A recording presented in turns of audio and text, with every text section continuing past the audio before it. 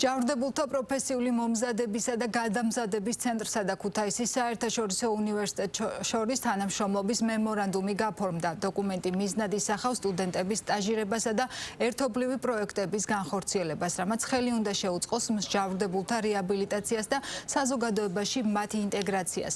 ღონისძიების ფარგლებში ქუთაისის საერთაშორისო უნივერსიტეტის სტუდენტებისთვის საჯარო ლექცია გაიმართა.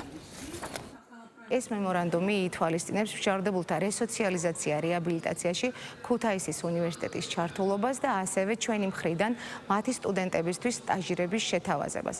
გარდა ამისა, ჩატარდა საჯარო ლექცია, სადაც სტუდენტებმა მოისმინეს ჯავრდებულთა რესოციალიზაცია რეაბილიტაციის პროგრამების შესახებ ინფორმაცია. თანამშრომლობის მემორანდუმი ითვალისწინებს თანამშრომლობას ორი ძირითადი მიმართულებით, როგორც არის სტუდენტების სტაჟირებები პენიტენციურ დაწესებულებაში და ასევე თავად უნივერსიტეტის ჩართულობას საგანმანათლებლო, აკადემიური და კვლევითი მიმართულებით, რაც ასევე დაეხმარება მშავდებულებს და პრობაციონერებს, რომ დაუბრუნდეს საზოგადოებას სრულფასოვანი წევრების სახით. ძალიან საინტერესო იყო.